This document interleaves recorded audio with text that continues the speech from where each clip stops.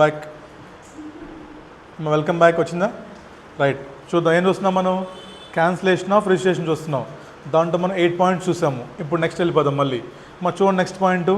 మీ మీద కానీ స్క్రూటినీ జరిగిన 143 అంటే ఏంటి స్క్రూటినీ? అది స్క్రూటినీ జరుగుతున్నప్పుడు ఏవో ఫైండ్ అవుట్ చేశాడు. సార్ పలానా ట్రస్ట్ ఉంది సార్, ఈ ట్రస్టు కొన్ని వైలేట్ చేసేసింది, వీళ్ళు అప్లికేషన్లో చెప్పిన పాయింట్లు కవర్ చేయట్లేదని చెప్పేసి ఎవరు ఫైండ్ అవుట్ చేశారు? ఇవి ఏవో వైల్ అసెస్మెంట్లో ఫైండ్ అవుట్ చేశాడు. అర్థమైందా? మీకు ఇంటికి ఏవో వస్తాడు, మీకు మీ బుక్స్ తీసుకెళ్ళిపోయాడు. ఏవో వచ్చేసి వెతికాడు. అప్పుడు ఏమైంది ఏవోకి? సార్ వీడేదో వైలేట్ చేశారు సార్ ఈ లిస్టులోవి అని ఎవరికి చెప్తాడు? ఇప్పుడు అక్కడ ప్రాసెస్ ఏంటంటే ఇప్పుడు ఏవోకి ఆ వైలేషన్స్ కనిపించిన వెంటనే వాడు రెడ్ కలర్ పెన్ తీసేసి మీ సర్టిఫికేట్ వాడు క్యాన్సిల్ చెయ్యలేడు. అది ఇక్కడ పాయింట్. మీకు ఏవో అసెస్మెంట్ చేసేటప్పుడు కానీ వైలేషన్స్ ఫైండ్ అవుట్ చేస్తే ఏవోకి రైట్ లేదు టు క్యాన్సిల్ యువర్ రిజిస్ట్రేషన్. వాడు ఏం చెప్పాలి? వాళ్ళ బాస్కి చెప్పాలి. ప్రాసెస్ అది ఇక్కడ మీకు చెప్పింది. ఏవోకి రైట్స్ లేవు టు క్యాన్సిల్ ఇమీడియట్లీ. సో ఏవో ఫస్ట్ వాళ్ళ బాస్కి చెప్పాలి, వాళ్ళ బాస్ ఫస్ట్ ఎవరు చెప్పాలి? గవర్నమెంట్కి చెప్పాలి. మళ్ళీ ఎవరు ఇచ్చారు మీకు రిజిస్ట్రేషన్? గవర్నమెంట్ ఇచ్చింది మీకు. చూడండి జాతక ఇక్కడ. So PCCAT or CAT has received reference from AWO about specific violations. ఇప్పుడు చూడండి, such case has been selected as per risk management. ఏం లేదమ్మా, స్క్రూటినీ. అది పేరు మార్చారు అంతే. కొన్ని సెలెక్ట్ చేస్తారు. ఇప్పుడు ఫర్ ఎగ్జాంపుల్ కొంతమంది క్లయింట్స్ ఉన్నారు, ఎస్కేప్ అవుతున్నారు ఇన్కమ్ నుంచి. వాళ్ళ దగ్గర ఒక సాఫ్ట్వేర్ ఉంటుంది, AI. ఆ సాఫ్ట్వేర్ డిటెక్ట్ చేస్తుంది నేమ్స్. దాన్ని ఏమంటారు మనలో? Risk management strategy. ఇన్కమ్ ఎక్కువ వరకు ఉంది, బ్యాంక్లో డబ్బులు ఎక్కువ డిపాజిట్ ఎవరు చేశారు, ఫారెన్ ట్రావెల్ ఎవరు చేశారు, ఎవరు కరెంట్ బిల్ ఎక్కువ కడుతున్నారు, ఎవరు క్రెడిట్ కార్డు ఎక్కువ వాడుతున్నారు అంటే కొన్ని క్రైటీరియా ఉంటుంది. ఆ క్రైటీరియా మీరు వచ్చారనుకోండిరా, మీరు పిక్ చేస్తారు మిమ్మల్ని. ఒకప్పుడు స్క్రూటినీ ఏంటి? బెంగళూరు CPC ఫైండ్ అవుట్ చేసినప్పుడు పిక్ చేసేది మిమ్మల్ని. ఇప్పుడు CPC పిక్ చేసేది మిమ్మల్ని. ఇప్పుడు ఎవరు? రిస్క్ మేనేజ్మెంట్ ప్రాసెస్ వచ్చింది. సింపుల్ సాఫ్ట్వేర్ అంతే. ఎవడు ఎక్కువ కరెంట్ బిల్ కడుతున్నాడు, ఎవడు CC కార్డు ఎక్కువ వాడుతున్నాడు, ఎవరైనా ఫారెన్ ట్రావెల్ ఎక్కువ చేస్తున్నారా, వీళ్ళు మొత్తాన్ని ఫైండ్ అవుట్ చేసేసి వాళ్ళని ఏం చేయదు, జస్ట్ పిక్ చేస్తుంది అంతే. Your case has been picked for scrutiny. అలా మీరు దొరికేశారు. అలా మీరు దొరికినప్పుడు ఈ వైలేషన్స్ తెలిసిపోయినాయి. అప్పుడు తెలిసినప్పుడు ఏం చేస్తాడు? వాళ్ళ బాస్కి చెప్పాడు. అది చెప్తున్నప్పుడు చూడండి next. Commissioner shall cancel the registration of such trust after giving reasonable opportunity of being heard if he satisfied that specific violations has been taken place. ఇది ఇంపార్టెంట్ పాయింట్. అంతకుముందు ఇది అమెండ్మెంట్. అంతకుముందు ప్రాసెస్ చెప్పినా మీకు. ఫస్ట్ మీకు commission తెలిసిపోయింది. Commissioner has no right. మళ్ళీ వాడు గవర్నమెంట్కి అప్లై చేయాలి, సెంట్రల్ గవర్నమెంట్కి. సెంట్రల్ గవర్నమెంట్ మళ్ళీ పర్మిషన్ ఇవ్వాలి, అప్పుడు నేను క్యాన్సిల్ చేయాలి. ప్రీవియస్గా ఇప్పుడు కాదు. ఇప్పుడేంటి సింపుల్గా ఏవో నీకు చెప్పాడు, నువ్వు PCCIT రా, నీకు చెప్పేశాడు. Now PCCIT has right to cancel. మళ్ళీ గవర్నమెంట్కి నువ్వు అప్లై చేసిన పని లేదు. ఒకప్పుడు 2 years బ్యాక్ నువ్వు you had to apply to government. First of all నువ్వు సెంట్రల్ గవర్నమెంట్ చెప్పి అప్పుడు క్యాన్సిల్ చేయించుకోవాలి. అక్కడ ఇన్ఫ్లుయెన్స్ వాడుతున్నారు బాగా. పైకి వెళ్ళిపోయింది కేసు, ఏం చేస్తారు? ఆటోమేటిక్గా డబ్బులు మేనేజ్ చేస్తారు కదా. సో అలాగే ఇప్పుడు ఛాన్సెస్ లేకుండా నీకు మీ ఏవో చెప్పాడంటే, ఇఫ్ యూ సాటిస్ఫైడ్, ఎవరు? PCCIT. If you think yes నిజంగా వైలేషన్ జరిగింది, ఫస్ట్ పని చేయి. గుర్తుపెట్టుకోండి, ఇన్కమ్ ట్యాక్స్ మొత్తంలో కూడా నువ్వు SSCకి ఎగనెస్ట్గా ఏమన్నా డెసిషన్ తీసుకుంటే ఫస్ట్ సింపుల్గా వాడికి లెటర్ రాస్తావు. బాబు ఇలా చేస్తున్నాం మేము, ఏమన్నా రీజన్ చెప్పు ఎందుకు చేయకూడదని. Just giving opportunity of being heard. వాడి మాట వినండి ఒకసారి. వాడు చెప్పింది మీకు అనిపించింది అనుకోండి, ఆపేసేయండి. అనిపించకపోతే ప్రొసీడ్ అయిపోండి. ఇక్కడే కాదు, ఎక్కడైనా సరే చూడండి. తర్వాత అయినా సరే, if we're passing one order which is against to the SSC, just ఒక చిన్న మాట అంతే. Just give one chance, opportunity of being. అడగండి అని, అరే బాబు ఇలా చేస్తున్నాను నేను, ఎందుకు చేయకూడదు చెప్పు, రీజన్స్ ఉంటాయి.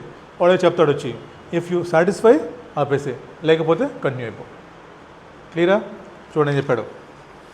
Commissioner shall cancel registration of such trust after giving reasonable opportunity of being heard if you satisfied that any specific violation taking place. ఏవో చెప్పగా నమ్మకం మాకు నువ్వు. ఏవో చెప్పాడు రా, మళ్ళీ నేను చెక్ చేసుకోవాలి కదా. యాజ్ ఎ PCC చెక్ చేశాను నేను. ఇఫ్ ఐఎమ్ సాటిస్ఫైడ్, ఎస్ నిజంగా వాడు తప్పు చేశాడు, వాడికి ఫోన్ చేయి అరే బాబు చెప్పేయండి సంగతి, ఇది ఇలా చేసామంటే కదా, తీసేస్తున్నాను, ప్రూవ్ చేసుకోమని చెప్పాం. వాడు వచ్చాడు, సాటిస్ఫై చేశాడు, నిన్ను డబ్బులు ఇచ్చాడు, క్యాన్సిల్ చేయం, ఇవ్వకపోతే క్యాన్సిల్ అయిపోయింది. ఇంకా తర్వాత ఇంకా లాస్ట్ పాయింట్ చూడండి అమ్మా. If registered trust modifies it's objectives which does not confirm to the conditions of registration, trust shall require to take fresh registration with in 30 days from date of such modifications. ఏమో ఇప్పుడు దాకా పైన ఏం చేస్తాం, violate చేస్తాం మనం. మీరు violate చేసినప్పుడు మీ సర్టిఫికేట్ క్యాన్సిల్ అయిపోయింది. ఇప్పుడు వైలేట్ చేయట్లే, మీరు మోడిఫై చేస్తున్నారు objectives. For example you are started for health, ఇప్పుడు ఏమన్నా హెల్త్ మేము అవ్వట్లేదు, you are shifted to yoga. లేదా ఫస్ట్ మీరు పూర్కి వెళ్ళిపోయారు, ఇప్పుడు ఏమన్నా హెల్త్కి వెళ్తున్నారు. లేదా ఫస్ట్ మీరు మాన్యుమెంట్స్ అన్నారు, ఇప్పుడు ఏమంటున్నారు మీరు ఎన్విరాన్మెంట్ అంటున్నారు. సో మీ ఆబ్జెక్టివ్స్ మోడిఫై అయినంత మాత్రాన మీ క్యాన్సిల్ చేయరు. విత్ ఇన్ 30 days లోపు please apply for fresh registration. Important point అది. ఆబ్జెక్టివ్స్ మోడిఫై చేసుకుంటే ఏంటి ప్రాసెస్ అంటే విత్ ఇన్ 30 days లోపు trust has to applied for fresh registration. Clear ఇక్కడ దాకా? చెప్పు.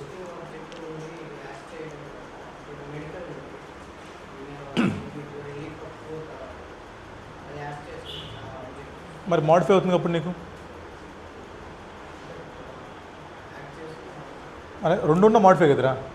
వాడు ఏమంటున్నాడు, పూర్ అంటే ఫస్ట్ హెల్త్ యాడ్ చేస్తున్నావు, మరి నీ మోడిఫై అయింది ఆబ్జెక్టివ్స్ నీకు ఇస్తాడు వెంటనే, నీకు ఏం కాదు. బట్ నువ్వు ప్రూవ్ చేయాలి, sir I want go for this. ఎందుకు చెప్పు, ఇన్కమ్ సోర్స్ మారిపోతుందిగా. ఏమో మనం సేమ్ దాంట్లో ఉన్నాం ఇప్పుడు, ఇక్కడ మనకేంటి సేమ్ దాంట్లో ఉన్న ఎడ్యుకేషనే కదా.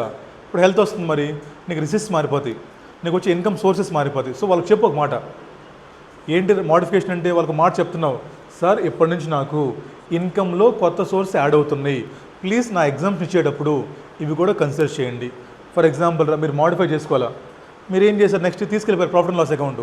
ఇక్కడ చూస్తే ఎడ్యుకేషన్ ఒక పక్క ఉంది, హెల్త్ ఇంకో పక్క ఉంది. ఏమంటాడు, ఇవి నీకు ఇవ్వను అంటాడు. మనం వాడు చెప్పలేదు ఒక మాట, ముందు ఒక మాట చెప్పావనుకో, ఓకే ఇవి కూడా నీకు will consider for exemption. So మీ modification means adding of new objectives or changing of existing objectives. అలాంటప్పుడు కూడా మీరు పర్మిషన్ తీసుకుంటే మీకే ఇబ్బంది ఉండదు, ఎందుకంటే ఫర్దర్గా మీ ఇన్కమ్ సోర్స్ మారిపోతుంది కదా. మరి మీ ఎగ్జామ్షన్ ఇవ్వాలంటే అసలు వాడు చెప్పాలి కదా ముందు, నాకు కొత్త ఇన్కమ్ వచ్చిందని, అందుకు చెప్పాలంటే. రైటా? కదా క్లియరా? మా రిజిస్ట్రేషన్ ప్రాసెస్ చూసాము, క్యాన్సిలేషన్ చూసాము, మోడిఫికేషన్ చూసాము. ఇవన్నీ చాలా ఇంపార్టెంట్, చాలా సింపులే. తర్వాత చూడండి, ఇంకో procedure for registration for 12AB అయిపోయింది కదా. మా section 11 shall not apply in certain cases. Most important ఈ సెక్షన్ నెంబర్ 13 ఎగ్జామ్లో చాలాసార్లు వచ్చింది.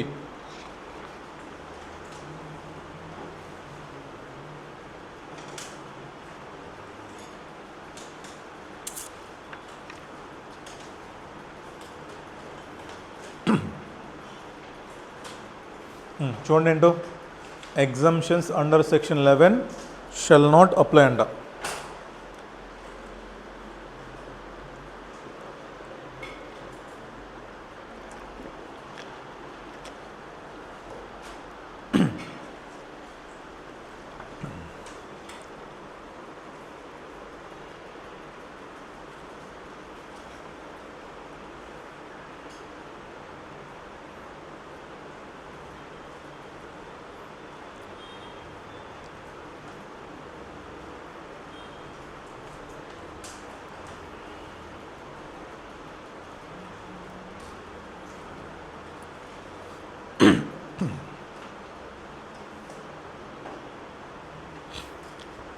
చూద్దామా?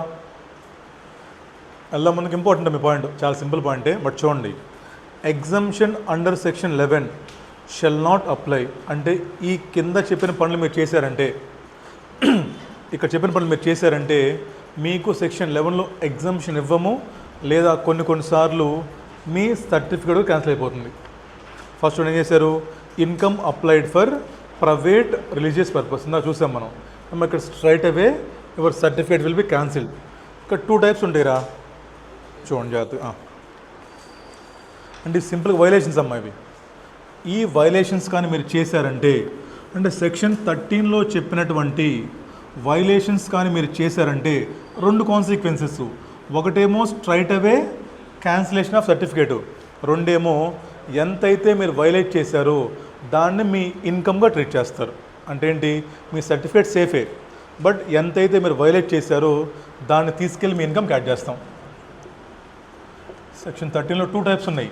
ఒకటేమో leads to cancellation of certificate, రెండేమో it will B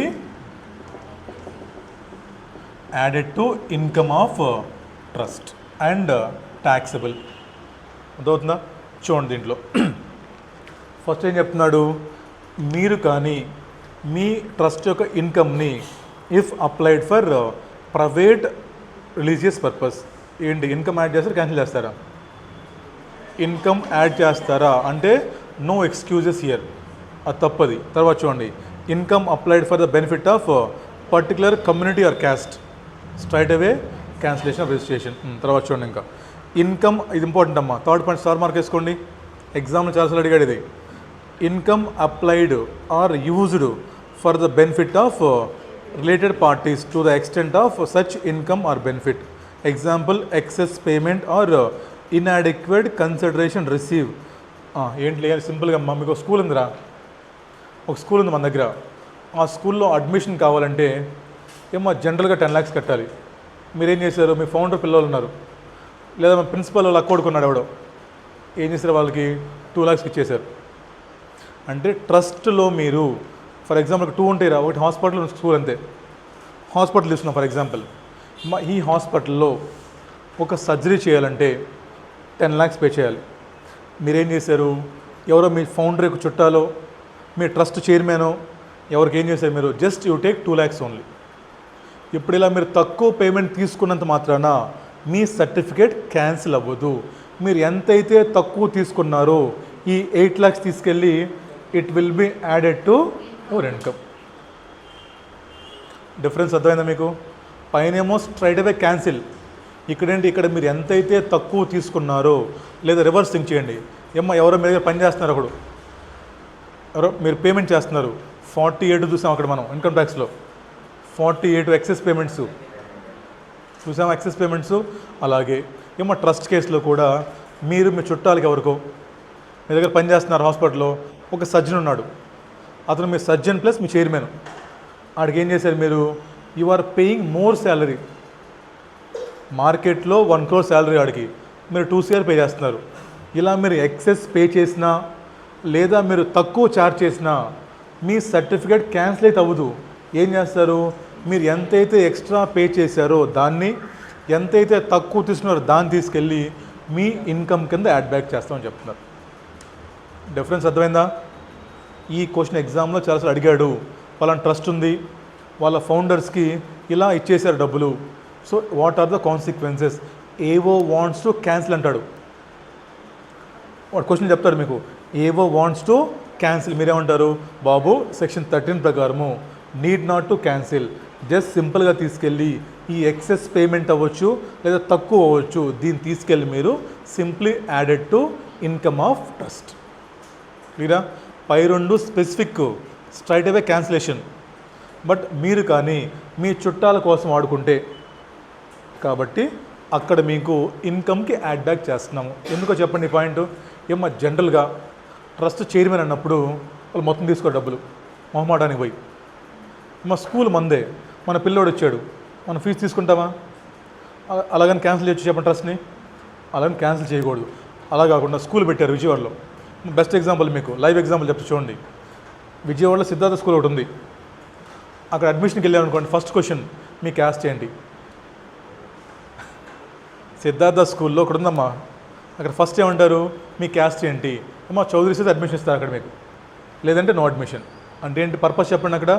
they are using for exclusively for 1 community.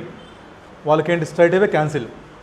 అలా కాదు, ఏం జరుగుతుంది, ఎవరో చైర్మన్ కొడుకు వచ్చాడు స్కూల్కి, వాడు ఫీజు తీసుకుంటారు చెప్పండి, వాళ్ళే తీసుకుంటారు జస్ట్ తక్కువ. సో అలా మీరు తక్కువ తీసుకున్నంత మాత్రాన మీ సర్టిఫికేట్ క్యాన్సిల్ అవ్వదు. మీరు ఎంతైతే తక్కువ ఫీజు ఛార్జ్ చేశారో ఆ తక్కువ ఫీజు తీసుకెళ్ళి మీ ఇన్కమ్కి డీమ్డ్ రిసిప్ట్గా రాసేసి ఇన్కమ్ యాడ్ చేసాం. డిఫరెన్స్ అర్థమవుతుందా? రైట్, నెక్స్ట్ చూడండి. Funds are invested other than modes to the extent of ఏమో సచ్ ఫండ్. ఇది ఇంపార్టెంట్ పాయింట్ అమ్మా. అంటే కొత్త అమెండ్మెంట్ లాస్ట్ ఇయర్ వచ్చింది ఇది. మీకు డొనేషన్స్ వస్తాయి, విల్ గెట్ సమ్ డొనేషన్స్, అవునా. దాంట్లో కొన్ని ఏమో వాలంటరీ కాంట్రిబ్యూషన్స్ ఉంటాయి. అంటే ఏంటి, బాబు డబ్బులు ఇచ్చాం దేనికైనా వాడుకో. కొన్ని ఉంటాయి కార్పస్ ఫండ్స్ అంటారు కొన్ని. ఏంటి కార్పస్, బాబు దీన్ని నువ్వు స్కూల్ ప్లే గ్రౌండ్ కోసం వాడాలి, దీన్ని నువ్వు స్కూల్లో పిల్లలకి టాయిలెట్స్ కోసం వాడాలి, దీన్ని నువ్వు స్కూల్ గ్రౌండ్ కోసం వాడాలి. ఒక స్పెసిఫిక్ పర్పస్ చెప్పారు. ఇప్పుడు చూడండి, ఇవాళ డొనేషన్ ఇచ్చారా వాళ్ళు, ఎప్పుడు రెడీ అయితే పర్పస్ నీకు టైం పట్టిందిగా. ఇవాళ డొనేషన్స్ మనకు వచ్చినాయి, ఇలా చాలా డొనేషన్స్ ముందు ఇక్కడ మొత్తం గ్రూప్ అవ్వాలి. ఫస్ట్ డబ్బులు రావాలి మనకి, ఇక్కడ మనం స్టార్ట్ చేస్తాం కన్స్ట్రక్షన్ ఆఫ్ గ్రౌండ్. మరి గ్యాప్లో పాయింట్ చూడండి, ఇయర్ స్టార్ట్ అయిందిరా. ఇయర్ స్టార్ట్ అయినప్పుడు we're getting donations, corpus, voluntary కాదు. వీడిచ్చాడు వాడిచ్చాడు వాడిచ్చాడు ఇస్తూ ఉన్నారు, మొత్తం ఇస్తూనే ఉంటారు ఇక్కడ వరకు. ఇక్కడ నాకు 1 crore కావాలి, నాకు డబ్బులు వచ్చేసినాయి. Now I'm starting construction. ఇప్పుడు నా క్వశ్చన్ ఏంటంటే, డేట్ ఆఫ్ డొనేషన్ నుంచి డేట్ ఆఫ్ అప్లికేషన్ వరకు మీరు ఈ డబ్బులు ప్రీవియస్ అమెండ్మెంట్కి ముందు మీరు వీటిని ఏమేం చేసుకోవచ్చు. 1 year బ్యాక్ అమెండ్మెంట్కి ముందు మీరు ఈ కార్పస్ డొనేషన్స్ని యూ కెన్ కీప్ ఎనీవేర్, మీ పక్కింట్లో పెట్టుకోవచ్చు, బ్యాంక్లో పెట్టుకోవచ్చు, ఎక్కడ పెట్టుకోవచ్చు. బట్ లాస్ట్ ఇయర్ అమెండ్మెంట్ ఏంటంటే, మీరు ఈ కార్పస్ డొనేషన్స్ని టిల్ డేట్ ఆఫ్ అప్లికేషన్ వరకు you have to keep in specified securities. చెప్తారు డిపార్ట్మెంట్ వాళ్ళు, బాబు ఈ డబ్బులు మీరు ఓన్లీ ఈ 11(5)లో చెప్పినటువంటి స్పెసిఫిక్ సెక్యూరిటీస్లో పెట్టాలి. మీ ఇష్టం వచ్చినట్టు ఎక్కడ పడితే అక్కడ ఇన్వెస్ట్ చేస్తారంటే మీకు దీనికి మేము ఎగ్జంప్షన్ ఇవ్వం. Basically corpus are completely exemptive. Corpus donations are 100% exempt, no conditions ఎప్పటి వరకు, ప్రీవియస్ వరకు. బట్ ఈ ఇయర్లో ఏంటంటే, మీరు కార్పస్ డొనేషన్స్ కానీ డేట్ ఆఫ్ రిసీవ్ నుంచి యాక్చువల్ అప్లికేషన్ వరకు కానీ ఈ గ్యాప్లో 11(5) మోడ్స్లో పెట్టకపోతే మీకు ఎగ్జంప్షన్ ఇవ్వం. దాని క్వశ్చన్ పాయింట్ మీకు చూడండి చెప్పాడు, funds are invested in other than 11(5) modes. కింద ఇచ్చాడు చూడండి మోడ్స్. థర్డ్ పాయింట్కి రండి, మోడ్స్ ఇచ్చాడు మీకు. ఎవరు చెప్పండి, లాస్ట్ బెంచ్ ఏంటి doubt. Safe modes of investment చూడండి ఇచ్చాడు. మా scheduled banks, public sectors, government sectors, UTI or land and buildings. అంటే మీకు వచ్చే డబ్బులు మీరు ఇక్కడ ఇన్వెస్ట్ చేయండి, తీసుకెళ్ళి షేర్లు కొనేమాకండి, డిబెంచర్లు కొనమాకండి, ఎక్కడ పడితే ఇన్వెస్ట్ చేయమాకండి, ఇక్కడ సేఫ్ ఇవన్నీ. మరి చెప్పండి, ఎవరో మీకు డబ్బులు ఇచ్చారు పర్పస్ కోసం, మీరు వృధా చేయకూడదు వాటిని. We should keep them in safe modes. ఇలా మీరు సేఫ్ మోడ్స్లో పెట్టాము అని ఏవో చెప్పాలి, చెప్పడం ప్రూఫ్ ఇవ్వాలి, ఇదిగోండి ఇన్వెస్ట్మెంట్ ప్రూఫ్ అని. అలా మీరు సేఫ్ మోడ్స్లో పెట్టినప్పుడు మాత్రమే మీకు కార్పస్ ఎగ్జామ్టివ్. బట్ 1 year బ్యాక్ ఈ ప్రొవిజన్ లేదు. 1 year బ్యాక్ మీరు క్వశ్చన్ చదువుకున్నప్పుడు మీరు సింపుల్ కార్పస్ చూడండి, మీకు corpus we need not to check purpose. But ఇప్పుడు మీకు మా ఎగ్జామ్లు ఇచ్చాడు లాస్ట్ టైం 2 marksకి. Company trust received some corpus donations but it has not kept these funds in 11(5) modes. What are the consequences? No consequences. We don't give exemption అంటూ section 11 అంతే. Corpus యూజువల్గా exempt రా. కార్పస్ యూజువల్లీ దానికి వెళ్దు 15%, 85 వెళ్తుంది, completely first filter అయిపోద్ది నీకు. Corpus completely out of స్కోపే. But ఎప్పుడు, if you invest these amount in 11(5) modes. Got it? చాలా ఇంపార్టెంట్ ఇవన్నీ. చూడండి తర్వాత హూ ఆర్ చుట్టాలు చెప్పాడు చూడండి. Meaning of RP author, founder of the trust, person who made donation more than 50,000. ఇవన్నీ ఇంపార్టెంట్. ఆ 50,000 బ్యాచ్ ఎవరైతే ట్రస్ట్కి 50,000 కంటే డొనేషన్ ఇచ్చారో వాడు చుట్టమే. తర్వాత trustee, manager of the trust, not employees. Relative of any founder, donor, trustee, manager, any concern in which any of the above persons have related parties, substance interest. తర్వాత చూడండి, penalty star mark వేసుకోండి. Penalties please star mark వేసుకోండి.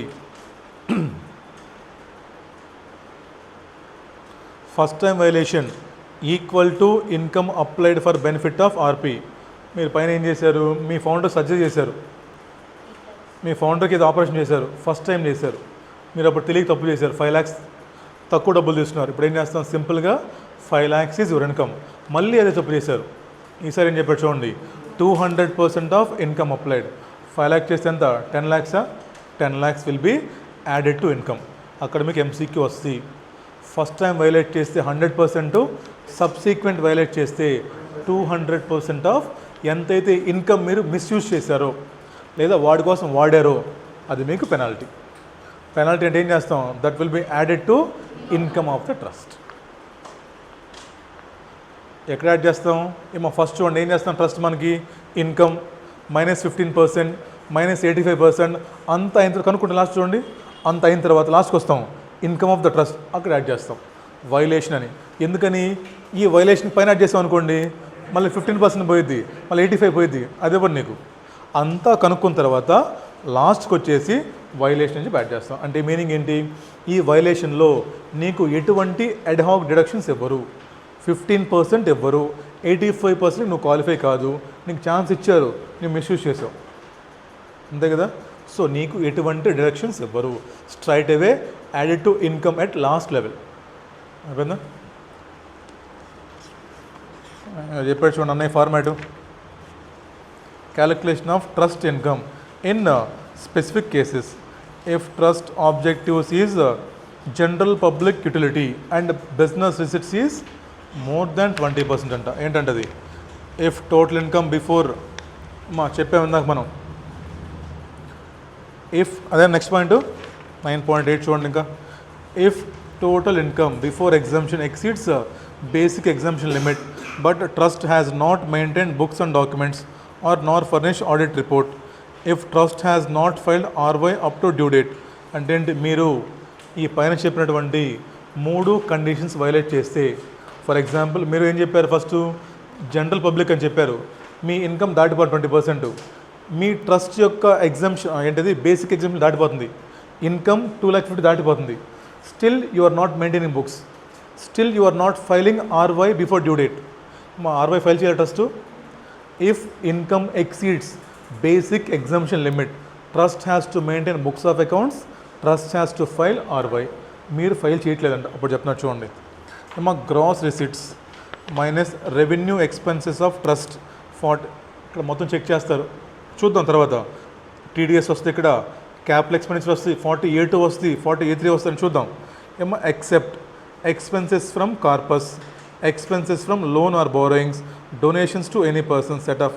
సొల్లా కొట్టేసేయండి దాన్ని, అవసరం లేదు మనకు, అది అర్థం కావట్లేదు ఏంటది. మనం కనుక్కుందాం రెగ్యులర్గా. ఇడేం చేస్తాడు చెప్పనా, క్వశ్చన్స్ మొత్తం చదువుతాడు ఫస్ట్ ఇడు. వీళ్ళ పని ఏంటి చెప్పనా, వీళ్ళు ఐసీఐ క్వశ్చన్స్ మొత్తం చదివేస్తారు, ఈ క్వశ్చన్లో పాయింట్లు మొత్తం ఏరుకుంటారు వీళ్ళు, పాయింట్లు మొత్తం ఏరుకొని ఒక ఫార్మాట్ వేస్తాడు. బట్ అది వర్కౌట్ అవ్వదు, పాయింట్లు మనం ఏరుకోకూడదు, కాన్సెప్ట్ నేర్చుకుని పాయింట్లు మనం చెప్పాలి. సో ఇది మీకు అవసరం లేదు. ఇప్పుడు ఎక్కడ చూసాం మనం, స్పెసిఫిక్ మోడ్స్ చూసారా, సేఫ్ మోడ్స్ ఇక్కడ వరకు ఆపేసేయండి. సేఫ్ మోడ్స్, చుట్టాలు ఎవరు, పెనాల్టీ ఎంత, ఫస్ట్ టైం 100%, సబ్సిక్వెంట్గా 200%, అంతే. క్లియరా, రైట్. స్పెసిఫైడ్ డీమ్డ్ ఇన్కమ్ అయ్యో వసలేలే, మనం చూద్దాం. బాగుందా, క్లియరా. ఏం చూసాం వాళ్ళు మనం, what do you mean by purpose, 5+1 అంతేనా. పూర్ హెల్త్, ఎడ్యుకేషన్, ఇంకోటి ఏంటి యోగా, తర్వాత మాన్యుమెంట్స్ అవ్వచ్చు, ఎన్విరాన్మెంట్ అవ్వచ్చు. ఇంకోటి చూసాం general public utility, but condition ఉంది అక్కడ, బాబు నీ గ్రాస్ రిసిట్స్ కానీ 20% ఆఫ్ టోటల్ దాటితే then you are not eligible. అలాగని చెప్పి నీకు వీ డోంట్ క్యాన్సిల్ చెప్పాడు ఇక్కడ లిస్ట్లో, క్యాన్సిలేషన్లో క్యాన్సిల్ చేయరు, జస్ట్ ఆ ఇయర్కి ఆపేస్తారండి, అయిపోయిందా. నెక్స్ట్ స్కూల్స్ చూసావు, pure government schools completely exempted. Pure government means more than 50% of receipts is from government grants, అయిపోయిందా. Next medical universities, health universities, NTR health university completely exempted if up to 5 crore. ఇద్దరైపోయారా. మిగతా వాళ్ళ మొత్తానికి వాలంటరీగా ఇవ్వరు, మీరు application పెట్టుకోవాలి ఎప్పటిలోపు, within 1 month prior to commencement of year for which you are asking for approvals, అయిపోయిందా. This is basic process. Next అని చూసాం బాబు, ఓకే మీరు పెట్టే పర్పస్ సరిపోయింది, మరి అప్లికేషన్ పెట్టుకోవాలి కదా. మరి అప్లికేషన్ పెట్టుకోవాలంటే ఫస్ట్ ఏంటి, మనం we are applying for PR within 1 month before commencement of year. మీరు పెట్టుకున్న తర్వాత within 1 month from the end of the month in which you make application. వాడు మీకు చెప్పలేదు ఒకటి, అంతేనా? అలా చెప్పేశాడు. ఎంత వ్యాలిడిటీ ఇది? నెక్స్ట్ లైఫ్ లాంగ్ ఉండదు కాబట్టి we have to apply for final one. మళ్ళీ ఎప్పటిలోపు? Within 6 months from commencement of activities or before 6 months from end of the provisional 3 years. అయిపోయిందా? ఏమో కమెన్స్ అయిపోయింది, అప్లై చేశారు. బట్ వాడు మీకు ఇవ్వాలా వద్దనేది మళ్ళీ వితిన్ 6 months ఫ్రమ్ ద ఎక్కడి నుంచి 6 months from the end of the month in which you make application. అది గుర్తుపెట్టుకోవాలి. మళ్ళీ మీరు డేట్ అడిగి చెప్పాలి మనం. మరి ఇందాక కూడా సేమే, within 3 months from the end of the month in which we make application. ఇక్కడ within 6 months from the end of the month in which we make application. వాడు మీకు ఇది యాక్సెప్టా, రిజెక్టా లేదా మోడిఫికేషనా మీకు చెప్పాలి. చెప్పకపోతే డీమ్డ్. ఇక్కడ పాయింట్ ఏంటి? ఇలా చూసేటప్పుడు మీరు అప్లికేషన్ చెప్పిన మొత్తం చూస్తాడు, దీంతో పాటు అదర్ లాస్ కూడా చూస్తారు. అది కంప్లై అయితేనే ఇస్తాడు మీకు. నెక్స్ట్ ఎన్నాళ్ళు వ్యాలిడిటీ ఇది? 5 తర్వాత రెన్యూ చేసుకోవచ్చు కదా, అయిపోయింది. నెక్స్ట్ ఏం చూస్తాం మనం? ఏమో మనకు సర్టిఫికేట్ వచ్చేసింది. తర్వాత ఏంటి మనకి?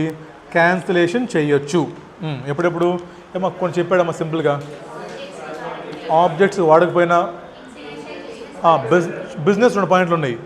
బిజినెస్ మీకు సంబంధం లేదు, సంబంధం బుక్స్ లేవు.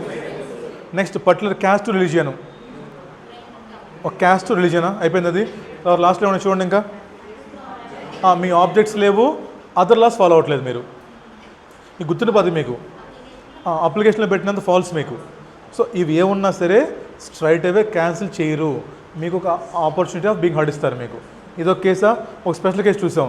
ఇన్ కేస్ మీరు రిస్క్ మేనేజ్మెంట్ స్ట్రాటజీలో మీ కేస్ స్క్రూటినీ పికప్ అయితే, మీ కేస్ స్క్రూటినీ పికప్ అయ్యి ఏవో కానీ పీసీసీఐకి చెప్పేస్తే వాడు మిమ్మల్ని క్యాన్సిల్ చేయొచ్చు. But before cancellation he must give 1 అవకాశం. అయిపోయిందా? లాస్ట్ పాయింట్ అండి ఇక్కడ. ఇఫ్ మీరు ఎగ్జిస్టింగ్ ఆబ్జెక్ట్స్ మాడిఫై చేసినా, కొత్త యాడ్ చేసినా వితిన్ 30 days లోపు we have to apply for fresh registration. ఇప్పుడు సెక్షన్ 11 అయిపోయిందా? 13కి వచ్చాం బాబు. 13లో 2 cases ఉన్నాయి. Circumstances leads to cancellation, circumstances leads to penalty అనుకోవచ్చు కదా. Penalty or addition of income 2 ఉన్నాయి. Caste to religion, straight away cancellation. మీరు మీ చుట్టాల కోసం మీరు ఎక్సెస్ అప్లై చేశారో తక్కువ డబ్బులు తీసుకున్నారు, ఇది పెద్ద నేరమేం కాదు బాబు. ఎంతైతే మీరు తక్కువ తీసుకున్నారో లేదా ఎక్కువ ఛార్జ్ చేశారో ఆ ఇన్కమ్ తీసుకెళ్ళి మేము ఫస్ట్ టైం అయితే 100% యాడ్ చేస్తాము, సబ్సిక్వెంట్గా అయితే 200% యాడ్ బ్యాక్ చేస్తాం. నెక్స్ట్ పాయింట్ చూసాం. మీకు వచ్చే కార్పస్ ఫండ్స్ కానీ మీరు ఈ గ్యాప్లో 11(5) మోడ్స్లో పెట్టకపోతే మీకు అవి మేము డిడక్షన్ ఇవ్వం. మోస్ట్ ఇంపార్టెంట్ పాయింట్ ఇది. 11(5) మోడ్స్ గుర్తుపెట్టుకోవాల్సిన పని లేదు. బట్ సింపుల్ చూడండి ఒకసారి, ఏమో చెప్పలేము. వాడు ఏమైనా అడగొచ్చురా, మీకు ఒక లిస్ట్ ఇచ్చేసి ఈ కింద చెప్పిన వాటిలో విచ్ ఈజ్ నాట్ 11(5) అంటాడు. వాడు టెంప్ట్ చేస్తాడు, కోఆపరేటివ్ సెక్యూరిటీస్ అంటాడు, చిన్న చిన్న అంటాడు. వాడంటే ఓకే ఇవి అయి ఉంటే అనిపిస్తుంది మనకి, బట్ కాదు. లిస్ట్ గుర్తుపెట్టుకోవాలి. ఏంటో చెప్పండి. Scheduled banks, PSUs, government sectors, UTI, land and buildings ఇక్కడ ఉండొచ్చు మీకు. ఏమో పైన మీకు చెప్పినటువంటి రిలేటెడ్ పార్టీస్లో ఇంపార్టెంట్ పాయింట్ ఏంటంటే ఎవడైతే మీకు డొనేషను మోర్ దాన్ 50 ఇచ్చాడో వాడు మీ చుట్టం. మిగతాని మీరు ఫైండ్ అవుట్ చేయొచ్చు ఈజీగా. బట్ ఈ 50K పాయింట్ స్పెషల్గా ఉంచండి అక్కడ. మిగతా చెప్పేస్తారు మీరు. ఏమో ట్రస్ట్ చైర్మన్ అన్నాడు, చుట్టమే కదా. ఫౌండర్ చుట్టమే కదా. వీళ్ళు చుట్టూ అన్నారు మళ్ళీ, అవి తెలిసిపోతాయి మనకి. బట్ ఈ 50K పాయింట్ గుర్తుపెట్టుకోండి. అయిపోయిందా? పెనాల్టీ ఫస్ట్ టైం 100%, సబ్సిక్వెంట్గా అయితే అంతే. ఏమో this is all about procedural part. చెప్పు ఎక్కడ లాస్ట్ పాయింటా? Any concern in which any of the above person has substantial interest. For example partnership firm ఉంది. ఏమో సిద్ధార్థ స్కూల్ ఉందిరా, ఆ స్కూల్ చైర్మన్ ఒక సీఏ, ఆ స్కూల్ ఒక సీఏ అనుకుందాం ఫర్ ఎగ్జాంపుల్. బయటకు ఆడిట్ ఫామ్ ఉంది, ఈ ఆడిట్ ఫామ్ ఇటు పార్ట్నరు. ఇప్పుడు ఈ ట్రస్ట్ ఆడిట్ ఫాము చుట్టాలి కదా. పాయింట్ అర్థమైందా? సిద్ధార్థ స్కూల్ చైర్మన్ ఒక సీఏ లేదా ఒక డాక్టరు లేదా ఒక ఇంజనీరు, వీడేంటి వేరే ఒక పార్ట్నర్షిప్ ఫామ్ పార్ట్నరు. ఇప్పుడు ఏమంటున్నాడు? సిద్ధార్థ స్కూల్ అండ్ ఆ పార్ట్నర్షిప్ ఫాము చుట్టాలి కదా. ఎలా అయ్యారు? మీ ఫౌండరు వేరే ఎంటిటీలో హ్యావింగ్ సబ్స్టాన్షియల్ ఇంట్రెస్ట్, లేదా ఎవడో మీకు డొనేషన్ ఇచ్చాడు 50,000, ఎవడో మీకు డొనేషన్ ఇచ్చాడు 50,000 రూపీస్, వీడెక్కడో పార్ట్నరు. ఆ పార్ట్నర్షిప్ ఫాము మీరు చుట్టాలి కదా.